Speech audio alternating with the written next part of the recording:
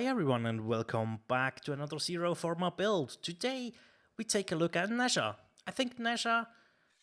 I underestimated Nezha for a long time and I was using him for vault runs quite a bit actually. Because his passive and stuff helps with the hobbled key, right? You basically get those slides, as you can see. You can slide further than with other Warframes, and generally his mobility is quite high, right? But also, he is just an amazing all-round frame, as you can see from the clip in the beginning. He was doing Steel Path survival just fine. That Acolyte died pretty quickly without any massive tricks up our sleeves. So, what are the most important things about Nezha? His passive, you slide 60% faster and 35% further than any other Warframe. Perfect, right? That just makes him him. Yeah, that's just Nezha things. And yeah, his one leaves behind a trail of fire. This can cleanse your allies from status effects when they run through it, so it's quite cool for that.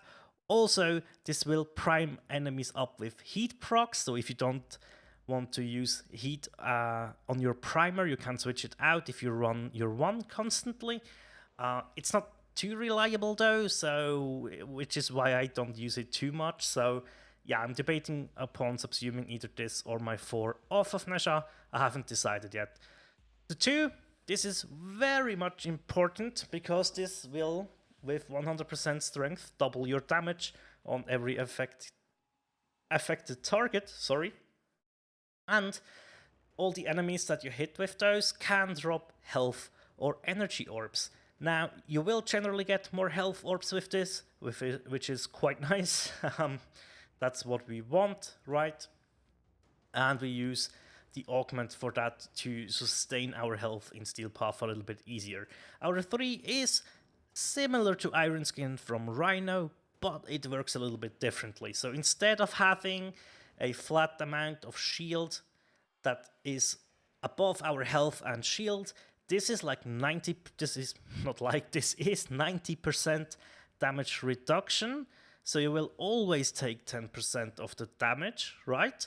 Even though it can say you have 60k in your HUD there, like 60k that it can absorb, yes, but 60k always like 90%, right? So this is just to visualize for you when you will be close to recasting the ability.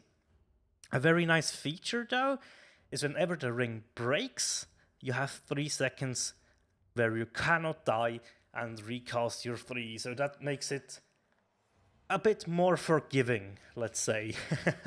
Your 4 is similar to Rhino Stomp. It is a CC ability, the radius of 19 meters unchanged, because, as I said, I'm not sure if I will subsume something over Divine Spears in the future.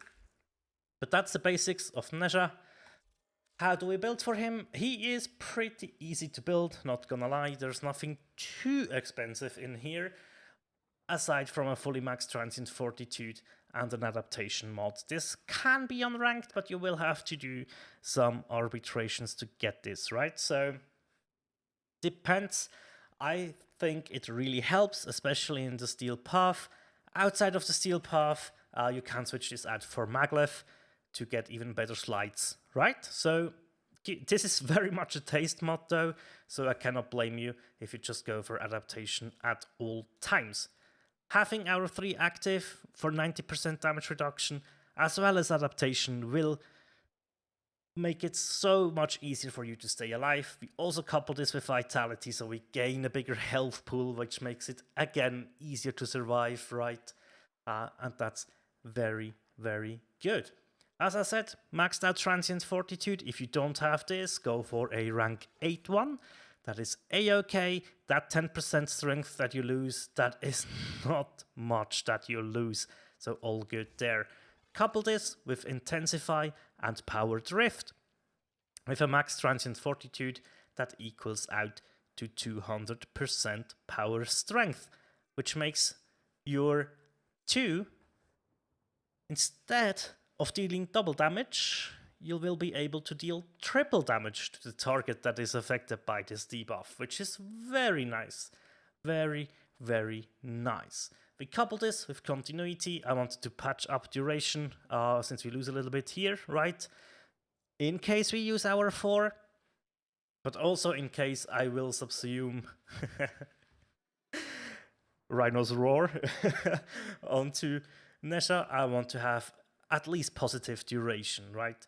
All in all, we finished the build with Streamline. This just makes it comfy to cast, right? You will be casting more than just once every minute, so it helps. You can go for flow, especially if you couple it with Energize, right?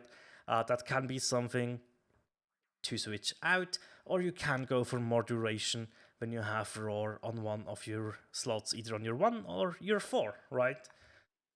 Interesting note, yes, it does actually stack, so if a target is affected by your 2, your damage will be buffed by Rhino's Roar with 200% strength. That will be 60%, and then the triple damage will come into play after this. So it is multiplicative and stacks with one another, which is very, very nice. But yeah, so if we spawn in a couple of heavy gunners here to demonstrate how our 3 works, we cast it, and as you can see, you will absorb, but we are taking constant damage at the moment, right? So there it broke. Can recast it. There we go. To keep yourself alive, throw your 2 at things and kill those things. Actually, let's just go for the Barca here. See, stuff takes a little while to kill, right? We throw our 2 on them. This goes exceedingly faster, and also I don't have any arcane stacks on my Barca, which is making things a bit difficult. But yeah, that's mostly how you survive with Nezha. Also, you can throw your 2, press it again, and you will teleport towards it, which can be a very nice tool. Oops, don't throw it into something though. But that can be a very nice tool when you need to move around a little bit, right? Yeah, that's pretty much all that there is to this build. Yeah, it went pretty smoothly in the steel path. Why did it go so smoothly? Yeah, our normal loadout, if we go back to this. This obviously helps because this kills stuff really, really fast, right?